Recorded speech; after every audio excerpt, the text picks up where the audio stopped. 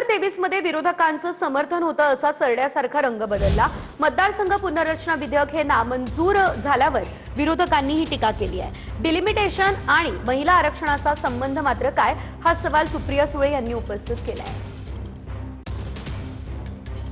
2023 साली ज्या लोकांनी याला समर्थन दिलं की डिलिमिटेशन हे सेन्सस नंतर होईल, डिलिमिटेशन हे कशा पद्धती महिला आरक्षण विधेयक हे डिलिमिटेशन आणि सेन्सस प्रमाणे लागू होईल, त्याच लोकांनी हे लक्षात आल्याबरोबर की आता एनडीएकडे 2/3 मेजॉरिटी नाही आहे, सरड्यासारखा रंग बदलला, आपले खरे दात बाहेर काढले आणि या विधेयकाच्या विरोधात मतदान केल्यामुळे विधेयकाच्या बाजूने 298 आणि विरोधात 231 मतं पडली।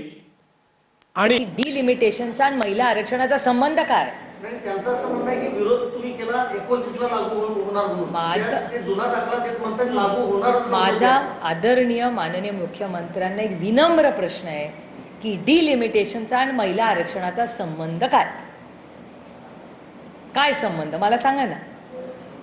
तुम्ही एक विधेयक आणलं महिलांना आरक्षणाचं, 543 करून टाका, आतापर्यंत झालं असतं। मग मला कळलं असतं की माझा मतदारसंघ आरक्षित आहे का नाही, बारामती लोकसभा महिला आरक्षित आहे का नाही, आतापर्यंत कळलं असतं ना। डिलिमिटेशन मध्ये तुम्ही का घालताय? तुम्ही 543चा निर्णय तत्कालीन का नाही घेतला? कोणी थांबवलं या सरकारला? हे जे पक्ष आहेत यांच्याकडे कुठलाही प्रतिवाद नाही। मी तर आज त्यांना ओपन चॅलेंज देतो, ओपन चॅलेंज, की माझ्या स्तरातल्या कुठल्याही त्यांच्या नेत्यांनी माझ्यासोबत महिला विधेयकाच्या संदर्भात ओपन डिबेट करावी। ओपन डिबेट की याच्यामध्ये काय चूक आहे, या पद्धतीत काय चूक आहे, याच्यावर ओपन डिबेट करावी।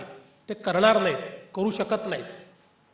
केवळ मुजोरी करायची आणि पळून जायचं हे जे काही यांनी सुरू केलेलं आहे, याच्या विरुद्ध देशभरात आणि महाराष्ट्रात आता महिलांचं एकत्रीकरण आम्ही करणार आहोत।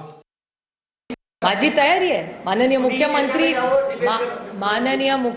म्हणतील ती जागा, माननीय मुख्यमंत्री म्हणतील ती वेळ, कारण का ते माझ्यापेक्षा जास्त व्यस्त आहेत, त्याच्यामुळे ते म्हणतील ती वेळ विनम्रपणे, आमच्यापैकी कोणीही विरोधक म्हणून नाही, पण देशाला वास्तव कळलं पाहिजे।